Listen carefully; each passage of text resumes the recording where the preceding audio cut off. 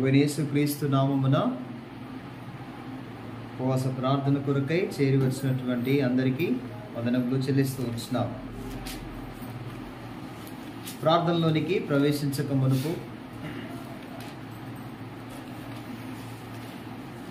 పరిశుద్ధ లేఖనము నుండి మనం కొన్ని మాటలు చూసుకొని ఆ విధంగా మరి ప్రార్థనలోనికి ప్రవేశిస్తాం. ఎస్తేరు గ్రంథము ఎస్తేరు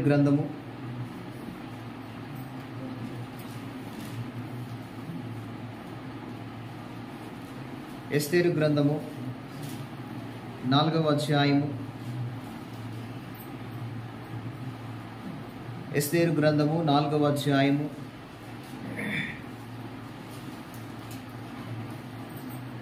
14వ వచనము నుండి 17వ వచనం వరకు మార్చి చదువుకుంటాం. ఎస్తేరు గ్రంథము 4వ అధ్యాయము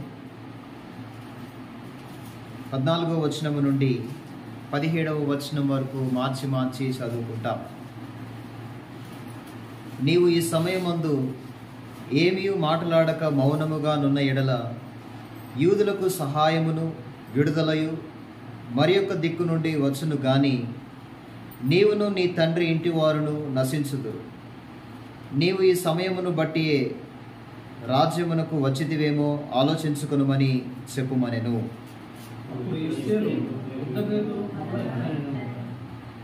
నీవు పోయి షూషనునందు కనబడిన యూదులనందరినీ సమాజ మందిరమునకు సమకూర్చి నా నిమిత్తము ఉపవాసముండి 3 దినములు అన్నపానములు చేయకుండుడి.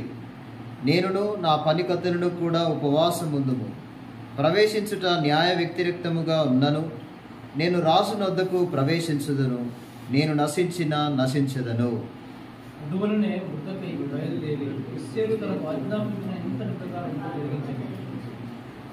రండి ప్రభు సహాయం కొరకై ప్రార్థన చేసుకుంటాం.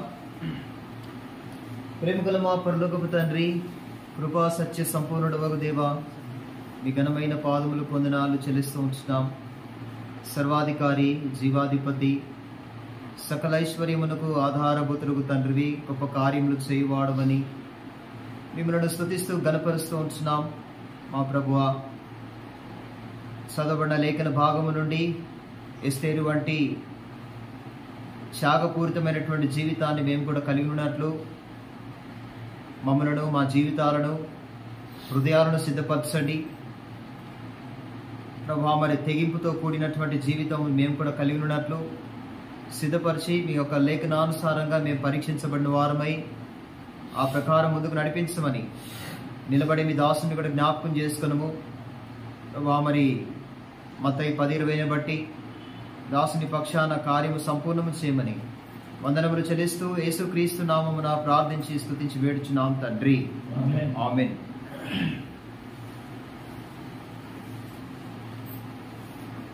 ఎస్తేరు గ్రంథము 4వ అధ్యాయము 16వ వచనంలో మనము ఇక్కడ గమనిస్తే ఎస్తేరు స్వయంగా తాను పలుకుతున్నటువంటి మాటను ఇక్కడ మనం చూస్తూ ఉన్నాం. 16వ వచనంలో చూడండి, అక్కడ 15వ వచనంలో అప్పుడు ఎస్తేరు మొర్దెకైతో మరలా ఇట్లా నీవు పోయి షూషనునందు కనబడిన యూదులనందరినీ సమాజ మందిరమునకు సమకూర్చి నా నిమిత్తము ఉపవాసముండి 3 దినములు అన్నపానములు చేయకుండుడి. నేనును నా పనికత్తెలను కూడా ఉపవాసముందుము. ప్రవేశించుట న్యాయ వ్యతిరేక్తముగానున్నను. నేను రాజు నొద్దకు ప్రవేశించుదును. నేను నశించెదను.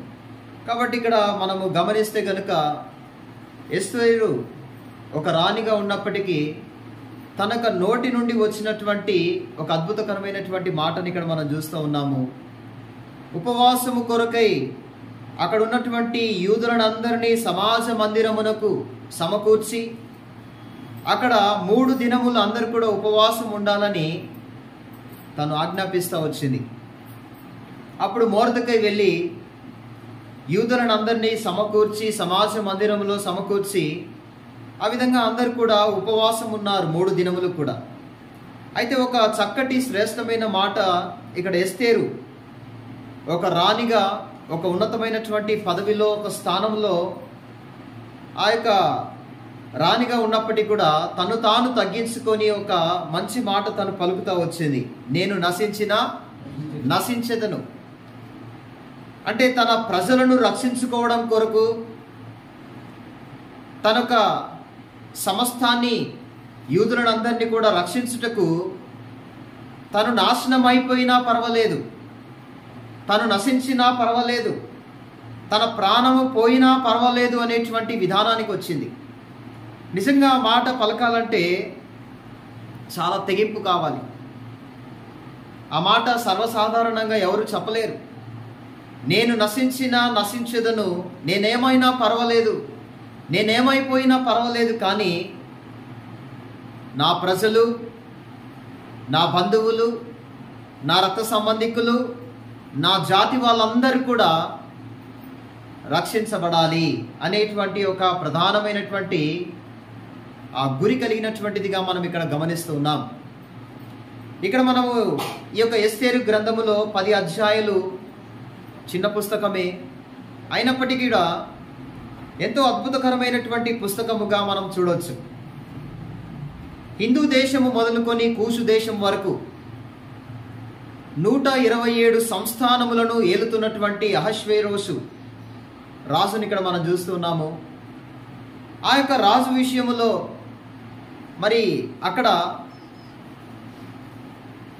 తనకున్నటువంటి ఒక భార్య మరి అందరి ఎదుట పరిచయం చేయడానికి కనపరచడానికి తనను పిలిపిస్తే తను రాలేదు. తను గర్వించినదై అందరి ఎదుటికి రాకపోయేసరికి రాజు కోపం వచ్చి ఆ యొక్క భార్య యొక్క పదవి నుండి తొలగించేసినాడు. తర్వాత మరి అక్కడ ఉన్నటువంటి ఆ యొక్క కన్యకలను అందరినీ కూడా తాను పిలిపించినాడు. అందుట్లో ఎస్తేరు కూడా ఉంది. మనకందరికీ తెలిసినటువంటి విషయాలే. అయితే ఆ యొక్క ఎస్తేరు ఆ యొక్క కన్యకలందరిలో ఉండినప్పటికీ కూడా మరి తనైతే ఎంతో సౌందర్యవతిగా ఉంటున్నది, రూపవతిగా ఉన్నది. అయితే ఎటువంటి అలంకరణ లేకుండానే ఆ యొక్క రాజు తనను చూసి మెచ్చుకున్నాడు, ఆమె నచ్చింది. తర్వాత తను రాణిగా అవుతూ వచ్చింది. ఇవన్నీ కూడా విషయాలు మనకు తెలిసినటువంటివే. అయితే ఇక్కడ ఒక మొర్దెకై అయినటువంటి వ్యక్తి ఉన్నాడు. ఆ యొక్క ఎస్తేరుకు తల్లిదండ్రులు లేరు. అయితే ఇక్కడ తను ఒక బాబాయ్ లేకపోతే ఒక అంకుల్ అని చెప్పవచ్చు. తను మరి పెంచుకుంటూ వచ్చినాడు. మరి ఆ యొక్క ఎస్తేరును పెంచినటువంటి విధానాన్ని మనము గమనించవచ్చు. అయితే ఆ యొక్క ఎస్తేరు ఇప్పుడు ఆ యొక్క రాజు యొక్క షూషను అనేటువంటి ఆ యొక్క కోటలోనికి తేబడుతూ వచ్చింది. ఇప్పుడు అక్కడ ఒక శత్రువు కూడా ఉన్నాడు. ఎవరంటే హామాను అనేటువంటి ఒక శత్రువు కూడా ఉన్నాడు. ఆ హామాను వస్తున్నాడంటే ప్రతి ఒక్కరు కూడా వారు తాము ఏం చేయాలంట? వంగి నమస్కరించాలి.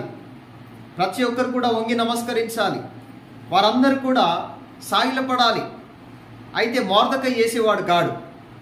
నేను యూదుని, నేను దేవుని బిడ్డను, నేను ఎవరు కూడా సాగిలపడేవాడి కాదు, ఎవరి ఎదుట కూడా నేను నమస్కరించను అనేటువంటి ఒక గట్టి తీర్మానం కలిగినటువంటి వ్యక్తి. అందుకే మొర్దెకై హామాను ఎదుట తాను ఎప్పుడైతే తాను నమస్కరించలేదో అందును బట్టి హామాను మొర్దెకై మీద శత్రుత్వం పెట్టుకున్నాడు. దాన్ని బట్టి యూదులను అందరినీ కూడా హతమార్చాలి, యూదులను అందరినీ కూడా సంహరించాలి అనేటువంటి ఒక గురి పెట్టుకున్నాడు. అంతగా పగబెట్టుకున్నాడు వాళ్ళందరిపైన. దీన్ని బట్టి ఆ యొక్క యూదులందరినీ కూడా చంపాలనేటువంటి ఆజ్ఞ కూడా తను రాజు దగ్గరికి వచ్చి మాట్లాడి ఆజ్ఞను జారీ చేసినాడు.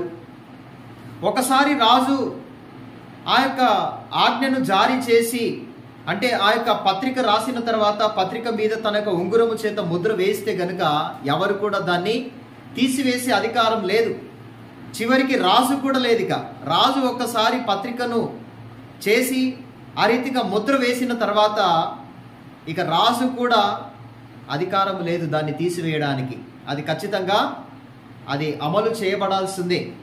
ఆ విధంగా మరి యూదులను అందరినీ కూడా ఇప్పుడు సంహరించాలి. మొర్దెకైతో పాటు యూదులను అందరినీ కూడా సంహరించాలనేటువంటి విషయము ఇప్పుడు ఎవరికి తెలిసిందంట? మొర్దెకైకి తెలిసింది. ఇప్పుడు మొర్దెకైకి తెలిసిన తర్వాత మొదటిగా తను ఏం చేసినాడంటే తన యొక్క బట్టలన్నీ కూడా తీసివేసుకొని గోనె పట్ట వేసుకొని బూడిదలో కూర్చొని బూడిద నెత్తి మీద చల్లుకొని తను ఉపవాసం ఉన్నాడు. తను మాత్రమే కాదు, తనతో పాటు ఇంకా ప్రజలు కూడా ఉపవాసం ఉన్నారు.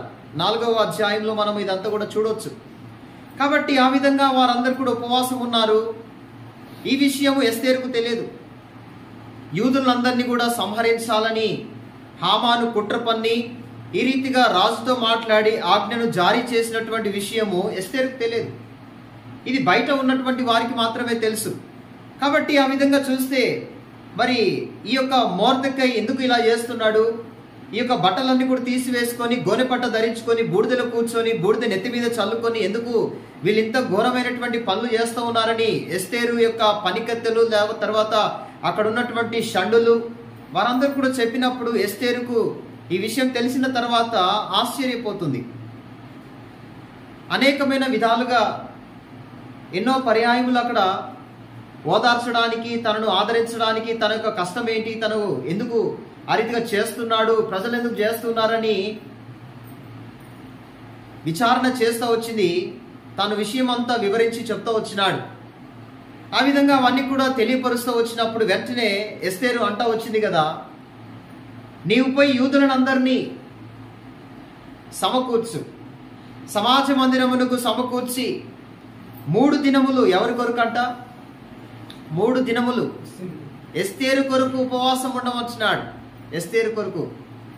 ఎందుకు ఎస్తేరు కొరకు? అందుకే అక్కడ చూడండి ఒక చక్కటి మాట అక్కడ 16వ వచనంలో, నీవు పోయి షూషన్ నందు కనబడిన యూదులనందరినీ సమాజ మందిరమునకు సమకూర్చి నా నిమిత్తము ఉపవాసముండి 3 దినములు అన్నపానములు చేయకుండా. ఎవరి నిమిత్తం ఉపవాసం ఉండాలంట? ఎస్తేరు నిమిత్తం ఉపవాసం ఉండాలి.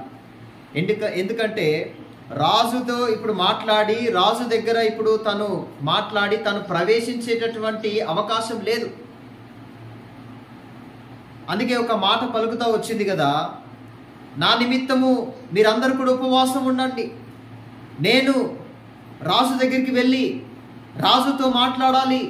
రాజు యొక్క కోటలోనికి నేను ప్రవేశించడానికి అనుమతి కొరకు దేవుడు దాన్ని పరిస్థితిని వాతావరణాన్ని అనుకూలపరచడానికి దేవుడు చక్కగా మరి కార్యము జరిగించినట్లుగా నా నిమిత్తము మీరందరూ కూడా ఉపవాసం ఉండండి. అంత మాత్రమేనా? తన కొరకు మాత్రమే కాదు, ఏ హామాను శత్రువు అయితే కుట్ర పన్ని పగబట్టి యూదులను అందరినీ కూడా హతమార్చాలన్నాడు, ఆ విషయము కొరకు కూడా వాళ్ళందరూ భారము కలిగి ఉపవాసము కలిగినటువంటి వారిగా ఇక్కడ మనం చూస్తూ ఉన్నాం. అయితే ప్రియులారా, ఇక్కడ నేను నశించెదను ఎందుకన్నదా మాట? ఇప్పుడు మొర్దెకై ఎస్తేరు దగ్గరికి వచ్చి, నీవు పోయి రాజుతో మాట్లాడొచ్చు కదా, ఎందుకు మౌనంగా ఉంటున్నావు? నీవు రాజుతో మాట్లాడితే కార్యం జరుగుతుంది, నీవు రాజు దగ్గరికి వెళ్ళు, రాజు దగ్గరికి మాట్లాడనంటే అప్పుడు ఎస్తేరు అంటుంది కదా, రాజు యొక్క అనుమతి లేనిది, రాజు యొక్క పర్మిషన్ లేనిది నేను ఎంత మాత్రము కూడా కోటలోనికి ప్రవేశించడానికి వీల్లేదు. ఆమె భార్య అయినా సరే, రాణి పోస్ట్లో ఉన్నా సరే, రాజు ఆమెను పిలిస్తేనే వెళ్ళాలి కోటలోనికి. ఆ రాజు పర్మిషన్ లేకుండా, రాజు యొక్క అనుమతి లేకుండా రాణి అడుగు పెట్టడానికి కూడా వీల్లేదు కోటలోనికి. కాబట్టి ఆ విధంగా అప్పటికే 30 దినములైంది. రాజు రాణిని పిలవలేదు, తానేదో బిజీగా ఉన్నాడు. అక్కడ 30 దినముల నుండి తాను ఎంతో బిజీగా ఉండి రాణిని కూడా పిలవలేదు. రాణి తన స్థలంలో తను ఉంది, తన యొక్క రూమ్లో గదిలో ఉంది. అయితే ఆ కోటలోనికి రాజు అనుమతించలేదు. కలుసుకోవడానికి కూడా, అంటే వారిద్దరు కూడా కలుసుకోవడానికి 30 రోజుల కూడా నుంచి కూడా చూడండి అక్కడ కింద చూస్తాము 10 నుంచి 10వ వచనం నుండి కూడా ఎందుకు ఆ మాట పలుకుతూ ఉందో చూస్తాం. 4వ అధ్యాయము 10వ వచనం. పిలువబడక పిలువబడక పురుషుడే గాని స్త్రీయే గాని రాజు యొక్క అంతర్గృహమున ప్రవేశించిన ఎడల బ్రతుకున్నట్లుగా రాజు తన బంగారపు దండమును ఎవరి తట్టు చాపునో వారు తప్ప ప్రతివాడు సంహరింపబడునన్న కఠినమైన ఆజ్ఞ కలదని రాజు సేవకులందరికీ అతని సంస్థానములోనున్న జనులందరికీ తెలిసే ఉన్నది. నేటికి 30 దినముల నుండి రాజు నొద్దకు ప్రవేశించుటకు నేను పిలువబడలేదని చెప్తా వచ్చింది. అప్పటికే 30 దినములు అయిపోయింది. ఇప్పుడు ఆయన పిలువంది నేను ఎలా రాజు దగ్గరికి వెళ్ళాలి? ఒకవేళ ఏ స్త్రీ గాని ఏ పురుషుడే గాని రాజు యొక్క సన్నిధిలోనికి ప్రవేశించలేరు. ఒకవేళ ప్రవేశించినా ఖచ్చితంగా వాళ్ళు ఇప్పుడు ఏం కావాలి? రాజు ఖచ్చితంగా వాళ్ళని సంహరించాల్సిందే, వాళ్ళు నశించిపోవాల్సిందే, బ్రతకడానికి వీల్లేదు. ఆయన అనుమతి లేకుండా స్త్రీయే గాని పురుషుడే గాని ఎవరైనా ప్రవేశిస్తే ఆయన యొక్క దండమును ఎవరి తట్టు చూపిస్తాడో వాళ్ళు మాత్రమే బ్రతుకుతారు. ఇక మిగతా వాళ్ళు అక్కడ ఉన్నటువంటి ప్రవేశించినటువంటి వారందరిలో ఎవరైనా సరే, ఒకవేళ 2 కానీ 3 కానీ 4 కానీ 5 మంది కానీ, ఆయన ఒకవేళ ఎవరి తట్టు చూపించలేదంటే 5 మంది ప్రవేశించినారంటే 5 మంది నశించిపోవాల్సిందే, మరణించాల్సిందే. ఒకవేళ ఆయన యొక్క దండాన్ని ఒకరి తట్టు చూపించి మిగతా 4 తట్టు చూపించలేదనుకోండి, ఒకరు మాత్రమే బ్రతుకుతారు, మిగతా 4 మరణించాల్సిందే. ఇప్పుడు ఆ యొక్క ఎస్తేరు చూడండి, ఆ యొక్క యూదులైనటువంటి వారందరూ కూడా 3 దినములు ఎంతో భారముతో ఉపవాసం కలిగి ఉన్నారు. ప్రజలందరూ కలిసి ఎస్తేరు కొరకు ప్రార్థన చేస్తున్నారు. ఎస్తేరు కూడా రాజు యొక్క పర్మిషన్ గురించి, రాజు తనను ఏమి చేయకుండా, అంటే ఎంత త్యాగపూరితమైనటువంటి మనస్తత్వము తను కలిగి ఉంటుందో ఇక్కడ మనం చూడొచ్చు. అయితే తన యొక్క తెగింపు జీవితాన్ని ఇక్కడ మనం చూస్తున్నాం. నేను నశించినా నశించదను. 3 దినముల ఉపవాస ప్రార్థన ఎంతో భారముగా చేసినారు. అందరూ ఎంతో భారముగా ప్రార్థన చేసినారు. ఆ ప్రజలు బయట చూస్తే వారందరూ కూడా ఎస్తేరు కొరకు ప్రార్థన చేస్తున్నారు, రాజు యొక్క మనసు మారాలని. తర్వాత చూస్తే మరి అక్కడ మరి యూదులందరినీ కూడా సంహరించాలనేటువంటి ఆజ్ఞ కూడా, దాని విషయం కూడా ప్రార్థన చేస్తున్నారు. అయితే ఇక్కడ చూస్తే అయితే 3 దినముల ప్రార్థన యొక్క ఫలితం, 3 దినముల యొక్క ప్రార్థన యొక్క ఫలితము చూస్తే ఆమె 5వ అధ్యాయం 1వ వచనంలో ఆ రాజు చూడండి, 3వ దినమందు ఎస్తేరు రాజభూషణములు ధరించుకొని రాజనగరి యొక్క ఆవరణములో రాజు సన్నిధికి వెళ్ళి నిలిచాను. రాజనగరు ద్వారమునకు ఎదురుగానున్న రాజ ఆవరణములో తన రాజాసనము మీద రాజు కూర్చొని ఉండెను. రాణి అయిన ఎస్తేరు ఆవరణములో నిలుచుని ఉండుట రాజు చూడగా ఆమె యందు అతనికి ఏం పుట్టిందంట? దయ పుట్టింది. అసలు వాస్తవంగా పర్మిషన్ లేనిది, అనుమతి లేనిది ఇప్పుడు ఆమె ప్రవేశిస్తే ఆమె నశించిపోవాలి, మరణించాలి, మరణానికి పాత్రురాలు. అయితే 3 దినములు ఉపవాస ప్రార్థన. 3వ దినమందు ప్రవేశించిన తర్వాత రాజుకి ఏం పుట్టిందంట? ఆమెను చూడగానే దయ పుట్టింది. వాస్తవంగా ఏం పుట్టాలి? కోపం పుట్టాలి. వాస్తవంగా ఆమె పైన కోపం పుట్టాలి. కానీ అక్కడ చూస్తే ఉపవాస ప్రార్థన ఇప్పుడు ఏం చేసిందంటే దయ పుట్టించేటటువంటి మనస్తత్వాన్ని తీసుకొచ్చేసింది. ఆ యొక్క మనస్సు చూడండి, దయ పుట్టించిందంట రాజు. అందుకే వెంటనే ఏం చేసిందంటే, వాళ్ళ కోపంతో ఉంటే ఆ దండం చూపించేవాడు కాదు. దయ పుట్టింది కనుకనే ఇప్పుడు ఆ దండము ఆమె తట్టు చూపించినాడు. ఇప్పుడు ఆమె నశించిపోలేదు. ఆమె నశించిపోవడం కాదు, ఇప్పుడు ఆమె తప్పించబడింది. ఇప్పుడు తర్వాత రెండవదిగా చూస్తే, ఇప్పుడు బయట యూదులైనటువంటి వారిని హతమార్చాలి, సంహరించాలి అనేటువంటి ఆజ్ఞ. నిజంగా తన యొక్క ఎంత సమర్పించుకుందంటే, అంతగా నేను నశించినా పర్వాలేదు, మీ కొరకు నేను వెళ్తాను, నా ప్రాణము త్యాగము చేయడానికైనా నేను సిద్ధ మనసు కలిగినటువంటి వాడు. నిజంగా బైబిల్ గ్రంథంలో కూడా కొంతమంది భక్తులు ఉన్నారు, దేవుని కొరకు వారి ప్రాణమునైనా లెక్క చేయలేదు, వారి ప్రాణమునైనా ప్రియమైనదిగా ఎంచుకొనలేదు, వారి ప్రాణమును కూడా వదిలిపెట్టుకోసుకోవడానికి ఇష్టపడినటువంటి వారు. సారి దానియేలు గ్రంథం 3వ అధ్యాయంలో మనం చూస్తాము. చూడండి, దానియేలు గ్రంథము 3వ అధ్యాయము దానియేలు గ్రంథము 3వ అధ్యాయము 16వ వచనం. ఆ ఆ ఆ ఆ ఆ చూడండి, ఇక్కడ 17వ వచనంలో, మేము సేవించుచున్న దేవుడు మండుచున్న వేడిమి గల అగ్నిగుండములో నుండి మమ్మను తప్పించి రక్షించుటకు సమర్థుడు, మరియు నీ వశమున పడకుండా ఆయన మమ్మను రక్షించును. ఒకవేళ ఆయన రక్షింపకపోయినను పర్వాలేదు. ఆ యొక్క ప్రతిమను వాళ్ళు ప్రతిమ ఎదుట సాగిల పడమని చెప్పినప్పుడు, ఆ ప్రతిమ ఎదుట శద్రకు, మెషకు, అబేద్నెగో వీళ్ళు సాగిల పడలేదు. మేము సాగిల పడము, నీవు సాగిల పడకపోతే అగ్నిగుండములో, వేడిమి గల అగ్నిగుండములో పడవేస్తామంటే కూడా వాళ్ళు ఏం చేశారంట, మా దేవుడు మమ్మల్ని తప్పించే సామర్థ్యత, శక్తి కలిగినటువంటి దేవుడు. ఆయన మమ్మల్ని తప్పించకపోయినా పర్వాలేదు, కానీ మేము మాత్రము సాగిలపడం, అందులో ఎంత మాత్రము కూడా సాగిలపడం. అయితే వాళ్ళు ప్రాణాల సైతము కూడా పోగొట్టుకోవడానికి దేవుని కొరకు వాళ్ళు ఎక్కడికి వెళ్ళారు? వాళ్ళు అగ్నిగుండానికైనా వాళ్ళు ప్రాణత్యాగం, ఎంత తెగింపు కావాలి, ఆ ప్రాణం పోగొట్టుకోవడానికి ఎంత తెగింపు కావాలి, చాలా తెగింపు కదా. కాబట్టి నిజంగా ఆ ప్రాణం అనేటువంటిది మనము దేవుని కొరకు సమర్పించుకునేటటువంటి తెగింపుతో కూడినటువంటి ప్రార్థన జీవితం మనకు కావాలి. అపోస్తలుడైన పౌలు కూడా అపోస్తల కార్యంలో మనం చూడగలుగుతాం. అపోస్తలుడైన పౌలు చూడండి, 20వ అధ్యాయము 24వ వచనం. అపోస్తల కార్యములు 20వ అధ్యాయము 24వ వచనంలో రాయబడింది చూడండి.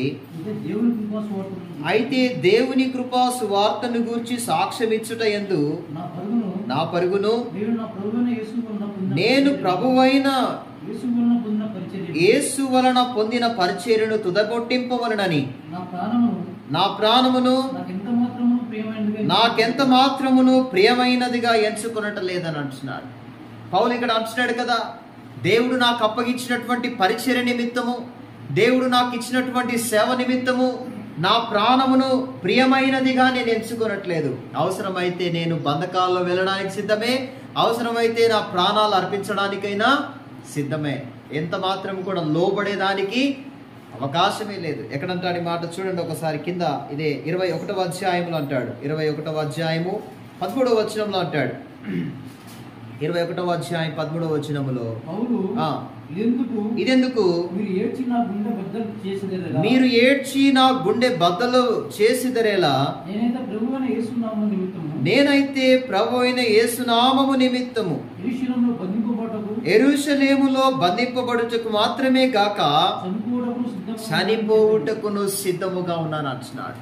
చాలా అరుదుగా భక్తులైనటువంటి వారు కనిపిస్తూ ఉంటారు. నేను క్రీస్తు కొరకు, దేవుని కొరకు నా ప్రాణమును కూడా నేను లెక్క చేయకుండా నేను నశించెదను. దేవుడు వాళ్ళకి ఇచ్చినటువంటి పని నిమిత్తమై, దేవుడు వాళ్ళ కొరకు ఏమేమి చేసినాడో దాని నిమిత్తం ఆయనే మన కొరకు చనిపోయినాడు, ఆయనే మన కొరకు ప్రాణత్యాగం చేసినాడు. కాబట్టి అంతగా తెగించి యేసుక్రీస్తు ప్రభువారే మన కొరకై సమస్తమును ఆయన ప్రాణత్యాగం చేసినప్పుడు మనం ఎందుకు సమర్పించుకోకూడదు, మనం ఎందుకు తెగించకూడదు, మనం ఎందుకు త్యాగపూరితమైనటువంటి మనస్సు మనం కలిగి ఉండకూడదు అనేటువంటి విషయాన్ని జ్ఞాపకం చేస్తున్నాడు. ఎస్తేరు జీవితంలో తను రాణిగా ఉంది, సుఖంగా రాజకోటలో ఉండి తిని పడుకోవచ్చు. ఆమెకి ఏం కావాలో, ఆమెకి ఏముంది చెప్పండి, చక్కగా తిని పడుకోవచ్చు. కానీ ఆమె తిని పడుకోవడానికి ఇష్టపడలేదు. ఆమె ఏం చేస్తా వచ్చిందంటే, నేను నశించదను అని తను క్రయధనం కలిగినటువంటి జీవితాన్ని ఇక్కడ మనం చూస్తూ ఉన్నాము. ఆమె సమర్పించుకున్నటువంటి జీవితాన్ని మనం ఇక్కడ చూస్తూ ఉన్నాము.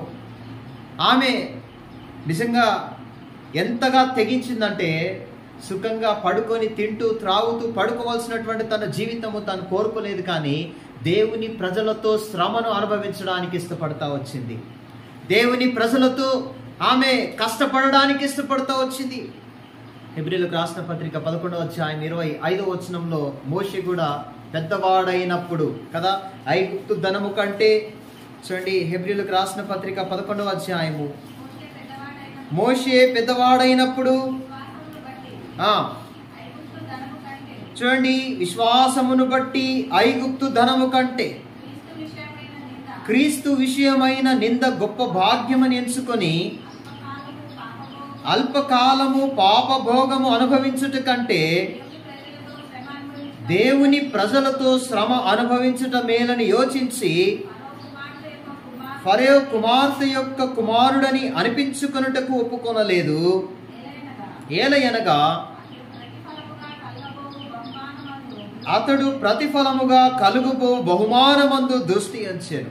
కాబట్టి ఇక్కడ మోషే పెద్దవాడైనప్పుడు తాను ఏం చేట ఫరో కుమార్తె యొక్క కుమారుడని అనిపించుకోవడానికి కదా. మనం ఈనాడు చూస్తే కొంతమంది చెప్పుకుంటారు, నేను పలానోని, పలానా వ్యక్తి కుమారుణ్ణి, నేను పలానా వ్యక్తి కుమార్తెను నేను అని చెప్పేసి గొప్పలు చెప్పుకొని వాళ్ళకు వాళ్ళు హెచ్చించుకునేటటువంటి వాళ్ళు సమాజంలో ఎంతో మంది ఉన్నారు. బయట అన్యుల సంగతి వేరైతే మన క్రైస్తవ జీవితంలో కూడా చాలా మంది విశ్వాసులు ఇలా చెట్టు పేరు చెప్పుకొని కాయలు అమ్ముకున్నట్టుగా చాలా మంది మనుషుల పేర్లు చెప్పుకొని, వాళ్ళ పేర్లు చెప్పుకొని, వీళ్ళ పేర్లు చెప్పుకొని బ్రతికేటోళ్ళు చాలా మంది ఉన్నారు సమాజంలో. ఈనాడు చూస్తే మోషేకు ఎంత మంచి పేరుంది. ఫరో కుమార్తె యొక్క కుమారుడు అంటే నిజంగా తను తర్వాత ఏం కావాలంటే రాజు కావాల్సినటువంటి వాడు. అంటే రాజ పదవి ఉంది, తర్వాత తన కొరకై కాచుకొని, కాబట్టి తను ఎంతో ధనవంతుడు. కాబట్టి ఒక ధనవంతుడైనప్పటికీ కూడా తాను దేని ధనవంతుడని ఎప్పుడు కూడా చెప్పుకున్నటువంటి వాడు కాదు. తనకంత పేరు ప్రఖ్యాతలు ఉండినప్పటికీ కూడా నేను పేరు ప్రఖ్యాతలు కలిగినటువంటి వాడనని ఎప్పుడు కూడా చెప్పుకోలేదు. తను తాను తగ్గించుకున్నాడు. క్రీస్తు విషయమైనటువంటి నింద గొప్ప భాగ్యం అని ఎంచుకున్నాడు. దేవుని ప్రజలతో శ్రమను అనుభవించడానికి ఇష్టపడ్డాడు. దేవుని ప్రజలతో కష్టపడాలని ఇష్టపడ్డాడు. నిజంగా ఇటువంటి త్యాగము, ఇటువంటి మనస్తత్వము ఎప్పుడొస్తుంది మనకి? సంవత్సరాల తరబడి దాటిపోతున్నాయి కానీ జీవితంలో మార్పు మాత్రము రావట్లేదు.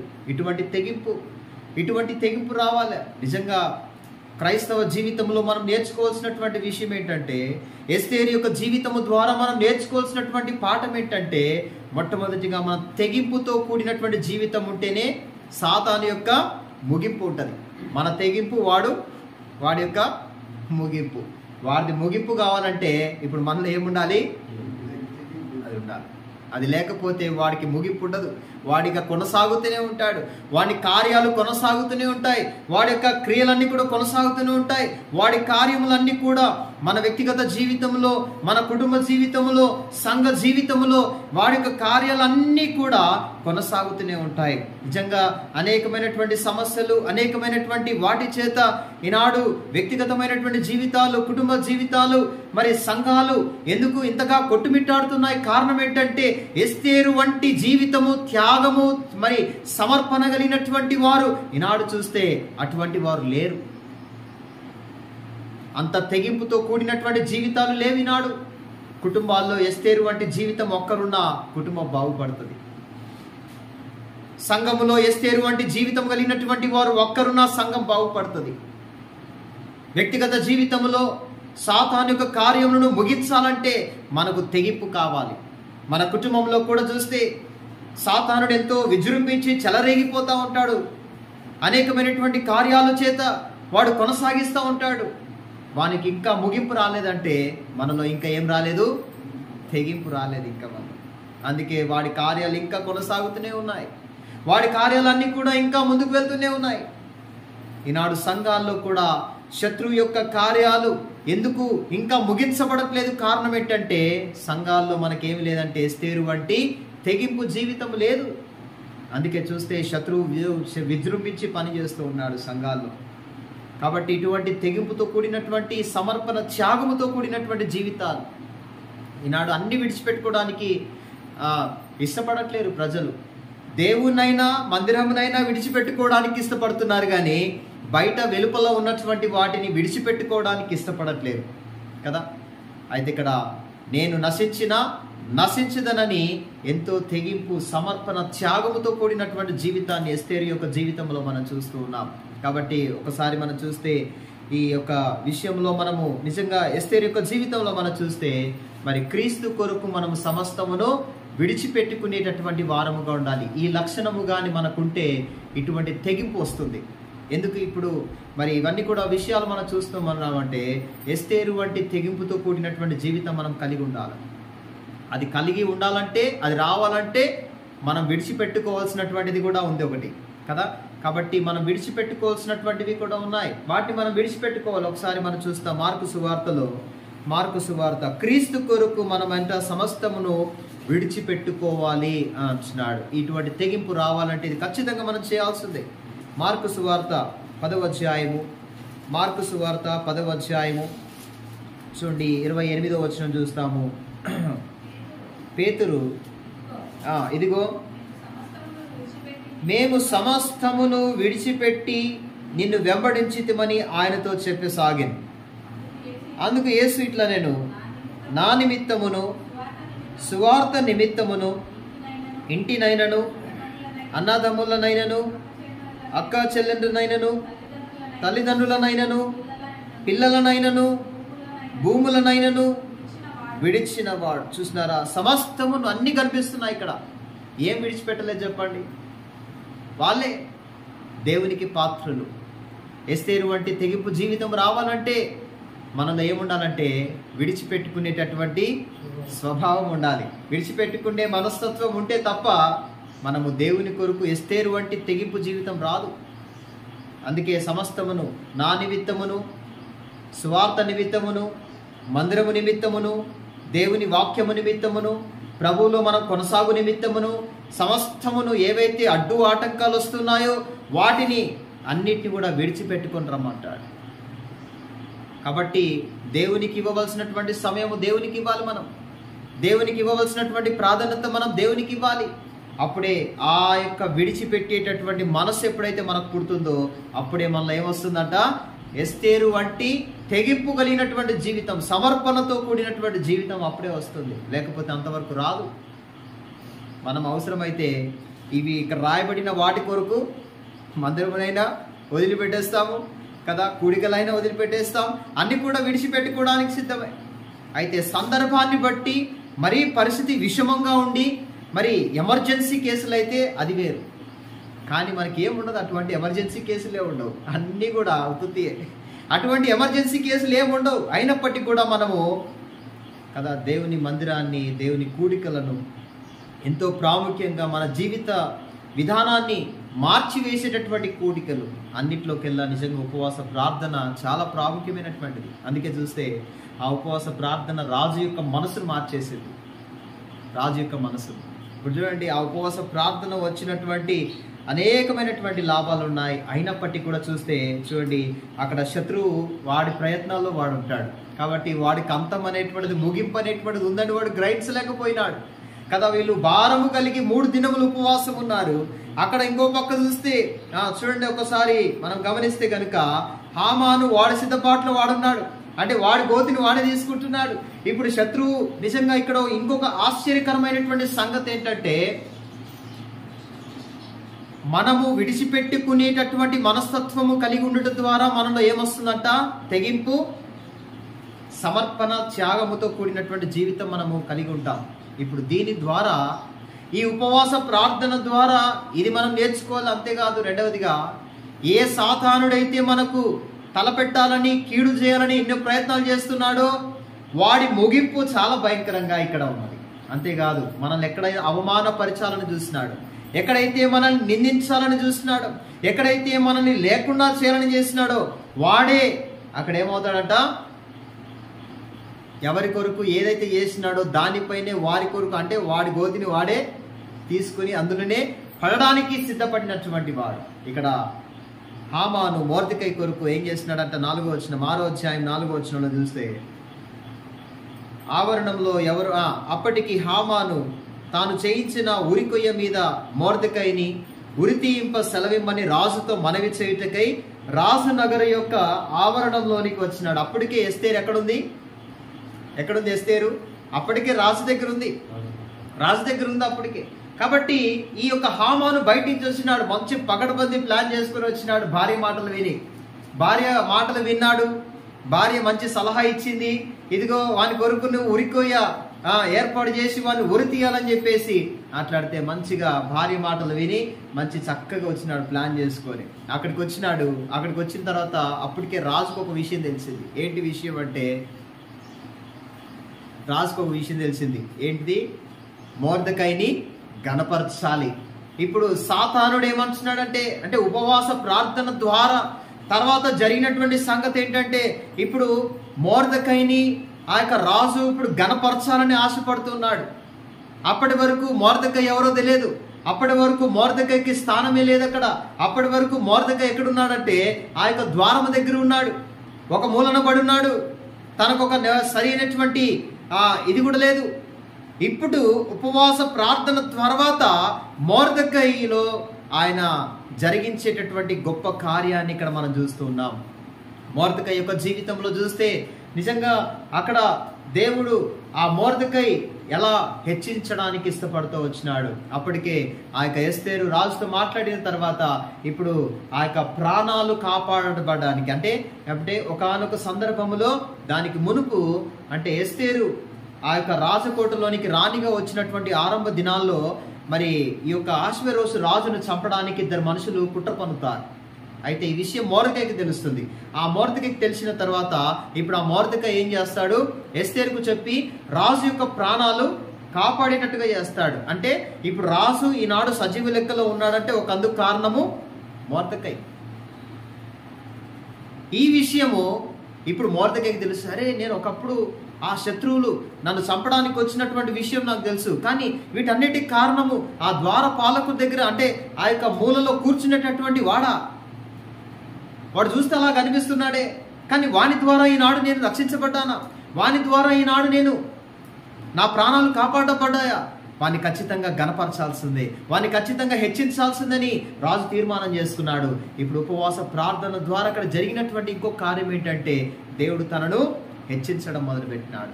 ఎక్కడో మూలలో ఉన్నాడు, పేరు కూడా తెలియదు, వాళ్ళ మొహం కూడా తెలియదు. అటువంటిది మొర్దెకైని ఇప్పుడు ఉన్నతమైన స్థానంలో తీసుకొని రావడానికి ఇష్టపడ్డాడు. అంటే ఉపవాస ప్రార్థన ద్వారా దేవుడు నిజంగా ఎన్ని గొప్ప కార్యాలు మన జీవితాల్లో చేయబోతున్నాడు. ఎన్నో గొప్ప గొప్ప కార్యాలు ఇంకా రానున్నది, ఇంకా తర్వాత చూస్తే చాలా గొప్ప కార్యాలు. మొత్తం కూడా లెక్కేసుకుంటే నాకు దేవుడు చేసినటువంటి కార్యాలు 5వ అధ్యాయం 1వ వచనం నుండి 10వ అధ్యాయం వరకు లెక్కేసుకుంటే 10 దొరికినాయి నాకు. అన్ని కూడా చూస్తే దేవుడు జరిగించినటువంటి కార్యాలు 10, వాళ్ళు చేసినటువంటి ఉపవాస ప్రార్థన ద్వారా అన్ని రౌండ్ అప్ చేసి పెట్టినాను. మొత్తం అన్ని కూడా రాసి పెట్టినాను. 10 దొరికినాయి అన్ని. అంటే ఉపవాస ప్రార్థనలో ఉన్నటువంటి శక్తి, అక్కడ దేవుడు జరిగించినటువంటి కార్యాలు వరుస పెట్టుకుంటే 5వ అధ్యాయం నుంచి నిజంగా అన్ని కార్యాలు దేవుడు చేస్తూ వచ్చినాడు. మరి వారి యొక్క జీవితాల్లో అన్ని కార్యాలు చేసినటువంటి దేవుడు మన జీవితాల్లో చేయడా? ఖచ్చితంగా చేస్తాడు. ఎన్నో మార్పులు ఇక్కడ చూస్తే మరి వాడు వచ్చినాడు, హామాను శత్రువు వచ్చినాడు. శత్రువు వచ్చిన తర్వాత ఇప్పుడు రాజు వచ్చినాడు. రాజు గణపరచని అపేక్షించినటువంటి వానికి ఎలా చేస్తే వాడు గణపరచబడతాడు, ఎలా చేయాలని సాతాన్ని అడిగినాడు. హామాన్ని అడిగితే హామాన్ అనుకుంటున్నాడు కదా, రాజు నన్ను కాక ఇంకెవరిని గణపరుస్తాడు, నన్నే కదా గణపరిచేది, నేనే కదా రాజులు దగ్గర ఉండేది, అన్ని విషయాల్లో ఆలనా పాలన చూసుకునేది నేనే కదా, నన్ను కాకపోతే ఇంకెవరిని గణపరుస్తాడు అనుకోని రాజా ఇదిగో అలా చేయాలా, ఇలా చేయాలా, ఇంతమంది వెనక ఉండాలి, అందరు కూడా ఇట్లా ఊరేగించాలని అన్ని ఇచ్చినాడు. తిరువాత చూస్తే చివరికి ఏమన్నాడంటే, అయితే నీవన్న ప్రకారమే మొర్దెకైకి చేయరంటే ఫీజులు ఎగిరిపోయినాడు. ఇంకేం మాట్లాడాలి అర్థం కాదు, నోట్ల మాట లేదు. నన్ను గణపరుస్తానని చెప్పేసి అనుకున్నాడు, కానీ తీరు చూస్తే రాజు అంటున్నాడు కదా, ఇదిగో వెళ్ళి నువ్వు చెప్పిందంతా కూడా ఇదిగో మొర్దెకైకి చేయాలంటే ఏం అర్థం కాలేదు. ఏ చేతులతో అయితే ఉరికొయ్యను తయారు చేసినాడో, ఏ చేతులతో అయితే ఆ యొక్క మొర్దెకైని చంపాలనుకున్నాడో అదే చేతులతో దగ్గరుండి దేవుడు ఎటువంటి గొప్ప కార్యం చేసినాడంటే వాడి చేతనే ఊరేగించేటటువంటి గొప్ప కార్యాన్ని దేవుడు అక్కడ జరిగించినాడు.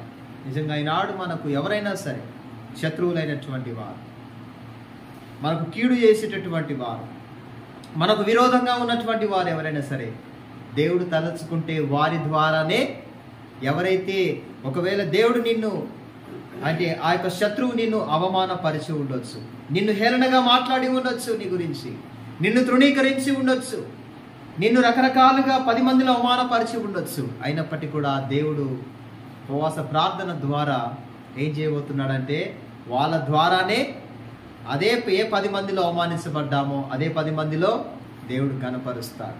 ఎక్కడైతే మనం తక్కువ చేయబడ్డామో అదే స్థలంలో దేవుడు నిన్ను ఏం చేస్తున్నాడంటే హెచ్చించబోతున్నాడు. ఆ స్థలంలోనే ఏ శత్రువు అయితే నీకు కీడు చేయాలనుకున్నాడో అదే శత్రువు చేత నీకు మేలు చేయించేవాడిగా ఉంటున్నాడు కదా. నిజంగా ఇది ఒక అద్భుతమైనటువంటి కార్యం. చాలా అరుదుగా కనిపిస్తాయి ఇటువంటి సంగతి. కాబట్టి నిజంగా సాతాను చేతనే ఇన్ని గొప్ప కార్యాలు చేయించి ఆఖరికి చివరికి సాతానుడు ఎక్కడ పోయినాడు? మొర్దెకై కొరకు ఉరికొయ్యను తయారు చేస్తే అదే ఉరికొయ్య మీద దుష్టుడైనటువంటి అపవాది చూడండి, ఒకసారి 7వ అధ్యాయము 10వ వచనం చూస్తాము. 7వ అధ్యాయము 10వ వచనం. కాగా హామాను మొర్దెకైకి సిద్ధము చేసిన ఉరికొయ్య మీద వారు అతనినే ఉరితీసి. దానికంటే ముందు ఏ చేతులతో అయితే అవమానపరిచినాడో మొర్దెకైని, అదే మొర్దెకైని ఈనాడు తను దగ్గరుండి గణపరిచినాడు. 6వ అధ్యాయం 11వ వచనం. ఆ ప్రకారమే హామాను ఆ వస్త్రములను ఆ గుర్రమును తీసుకుని మొర్దెకైకి ఆ వస్త్రములను ధరింపజేసి ఆ గుర్రము మీద అతనిని ఎక్కించి రాజు వీధిలో అతని నడిపించుచు రాజు ఘనపరచనపేక్షించు వానికి ఈ ప్రకారము చేయతగునని అతని ముందర చాటించినాడు. ఏ నోటితో అయితే తనకు విరోధంగా మాట్లాడినాడో అదే నోటితో ఇప్పుడు ఏం చేస్తున్నాడట? ముందు నిలబడి ఏ నోటితో అయితే తనకు తెలియకుండా చాటుగా దొంగతనంగా తనకు వ్యతిరేకమైనటువంటి మాటలు మాట్లాడుకున్నాడో అదే నోటితో ఇప్పుడు ఏం చేస్తున్నాడంటే అందరి ఎదుట సీక్రెట్గా తనను గురించి వ్యతిరేకంగా మాట్లాడినటువంటి మాటలు ఏ నోటితో అయితే మాట్లాడినాడో ఇప్పుడు అదే నోటితో బహిరంగముగా అందరి ఎదుట గొప్పగా చెప్పడము. దేవుడు అటువంటి గొప్ప కార్యాన్ని చేసినాడు. ఏ చేతులతో అయితే తనను చంపాలనుకున్నాడో అదే చేతులతో ఇప్పుడు ఏం చేసినాడంటే అదే చేతులతో రాజవస్త్రాలు ధరింపజేసినాడు. అదే చేతులతో దగ్గరుండి గుర్రం ఎక్కించినాడు. అదే చేతులతో దగ్గరుండి ప్రజలను సమకూర్చినాడు. దగ్గరుండి కూడా అన్ని విషయాల్లో కూడా నిజంగా దేవుడు ఏ చేతులతో అయితే మనకు విరోధమైనటువంటి చేతుల ద్వారానే ఈనాడు చూస్తే అదే సాతానుడితో అదే దుష్టుడైన అపవాదితో మనకు విరోధస్తులతోనే దేవుడు మనల్ని గొప్ప చేసేటటువంటి వాడిగా ఇక్కడ మనం చూడగలుగుతున్నాం. తర్వాత ఏమైంది? చివరికి హామాను యొక్క ముగింపును మనం చూస్తున్నాం. ఆ యొక్క 7వ అధ్యాయం 10వ వచనం చూస్తే హామాను యొక్క ముగింపు ఇక్కడ మనకు కనిపిస్తుంది. అంటే ఈ ముగింపు, ఈ యొక్క హామాను యొక్క ముగింపు ఇక్కడ రావడానికి గల కారణం ఏంటంటే నేను నశించేదని. ఎప్పుడైతే ఎస్తేరు తన యొక్క జీవితాన్ని తను త్యాగం చేసుకుందో, ఎప్పుడైతే ఆ యొక్క జీవితం నిజంగా ఎంత ధైర్యం కావాలి, రాజు యొక్క కోటలోనికి వెళ్ళడానికి తనకు పర్మిషన్ లేకపోయినా ఉపవాసముతో ప్రార్థన చేసి మరీ కోటలోనికి ప్రవేశించింది. కోపం పుట్టించాల్సినటువంటి మనసు ఇప్పుడు కాస్త ఏమైందంటే దయ పుట్టిందంట. నిజంగా దేవుడు ఎన్ని గొప్ప కార్యాలు చేస్తూ వచ్చినాడు. కేవలం ఒక ఉపవాస ప్రార్థన, తెగింపుతో కూడినటువంటి ఉపవాస ప్రార్థన, సమర్పణతో కూడినటువంటి ఉపవాస ప్రార్థన. అందుకే క్రీస్తు నిమిత్తము సమస్తమును ఏం చేయాలంట? ఫిలిప్పీలకు రాసిన పత్రిక 3వ అధ్యాయం 8వ వచనంలో అంటాడు, క్రీస్తు నిమిత్తము సమస్తమును నష్టముగా ఎంచుకోమంటాడు. అంటే ఎస్తేరు వంటి తెగింపు జీవితము, సమర్పణ, త్యాగపూరితమైనటువంటి జీవితం రావాలంటే ఇప్పుడు మనం ఏం చేయాలంట కదా? విడిచిపెట్టేటటువంటి స్వభావం మనలో ఉండాలి. ఆ విడిచిపెట్టే స్వభావం మనలో ఉన్నప్పుడు అప్పుడు దేవుడు మన ఎడల కూడా అటువంటి తెగింపుతో కూడినటువంటి జీవితాన్ని మనకు కూడా ఆయన అనుగ్రహించేవాడిగా ఉంటున్నాడు. కాబట్టి ఆ విధంగా మనము కూడా మనకు జీవితాలు వ్యక్తిగతముగా, కుటుంబముగా కదా, శత్రువు ఎంతో భయంకరంగా పనిచేస్తూ ఉంటాడు. కుటుంబంలో మనకు బంధువులు, మన రక్త సంబంధికులు, ఇరుగు పొరుగు వారందరిలో కూడా నశించిపోతున్నారు, నాశనం అయిపోతూ ఉన్నారు. మరి వారందరినీ రక్షించడానికి మనకు బాధ్యత లేదా? వారందరూ కూడా నశించిపోతున్నటువంటి వారిని రక్షించాల్సినటువంటి బాధ్యత మనకు లేదా? భారం లేదా మనకి? నీవు మూల్యము చెల్లిస్తేనే దాన్ని బట్టే దేవుడు ప్రార్థన ప్రతిఫలం ఇస్తాడు. నీవు మూల్యము చెల్లించకపోతే ఆ కార్యం అక్కడ జరగదు. మూల్యం చెల్లించాలి. నీవు ఎక్కడైనా సరే నీవు 10 రూపాయలు పెట్టి కొన్నావంటే ఆ 10 రూపాయలకు తగ్గ వస్తువులే నువ్వు కొనగలుగుతావు. 100 రూపాయలు పెట్టినావంటే 100 రూపాయలకు తగ్గ వస్తువులే నువ్వు కొనగలుగుతావు. ఏదైనా సరే 1000 రూపాయలు పెట్టినావంటే 1000 రూపాయలకు తగ్గ వస్తువులు నీకు వస్తుంది. 1,00,000 రూపాయలు పెట్టినావంటే 1,00,000 రూపాయలకు తగ్గ వస్తువులు నువ్వు కొనగలుగుతావు. నువ్వు 10 రూపాయలు పెట్టి 1,00,000 రూపాయలకు విలువ కలిగినటువంటివి ఆశించాలంటే ఏమైనా అర్థం ఉందా దాంట్లో? అంటే నీవు మోకాళ్ళ జీవితం ఏదైతే కలిగి ఉంటావో దాన్ని బట్టి నువ్వు దాని యొక్క ప్రతిఫలము కూడా పొందుకోగలుగుతావు. 10 రూపాయల మోకాళ్ళ జీవితం కలిగి ఉండి 1,00,000 రూపాయల విలువ చేసేటటువంటి దానిని నువ్వు ఆశిస్తే అది మూర్ఖత్వం అవుతుంది. దాన్ని నువ్వు పొందుకోలేవు. 1,00,000 రూపాయలు విలువ చేసేటటువంటి దానిని నువ్వు ఆ కార్యం జరగాలంటే దాన్ని పొందుకోవాలంటే ఇప్పుడు నువ్వు ఎంత చెల్లించాలా? ఎంత మూల్యం చెల్లించాలా? ఆ 1,00,000 రూపాయలకు తగ్గట్టుగానే నువ్వంత మోకాళ్ళ జీవితం చేయాలి. మరి నువ్వు ఎంతగా మూల్యం చెల్లిస్తావో, ఎంతగా సమర్పించుకుంటావో, ఎంతగా నువ్వు త్యాగం చేసుకుంటావో, ఎంతగా నువ్వు తెగించుతావో అంతగా దేవుడు కార్యాలు చేస్తాడు. ఇవి లేకుండా మనం ఏవి కూడా కార్యాలను మనము రుచి చూడలేము, వాటిని అనుభవించలేము. సాతాను యొక్క ముగింపు ఉండదు. మన తెగింపు లేకుండా సాతాను యొక్క ముగింపు కూడా ఉండదు. అందుకే మనల్ని మనం పరీక్షించుకొని సరిచేయబడిన వారమై ఆ ప్రకారము మరి ఎస్తేరు వలె మనము కూడా, అవును ప్రభువా, నేను ఇంతవరకు ఇటువంటి జీవితం నేను కలిగి ఉండలేకపోయినా, నేను నశించినా పర్వాలేదు, నా ప్రజలు, నా బంధువులు, నా రక్త సంబంధికులు, ఇరుగు పొరుగు వారందరూ కూడా రక్షించబడాలి, వారి కొరకై నేను క్రయధనముగా నేను చెల్లిస్తున్నాను ప్రభువా, నేను మూల్యం చెల్లిస్తాను ఇక మీదట అని తీర్మానం చేసుకున్నాం. మోషే ఏం చేసినాడు? నిర్గమకాండం 23వ అధ్యాయం 23వ వచనంలో ఏమంటున్నాడు? అక్కడ ఏమన్నాడు?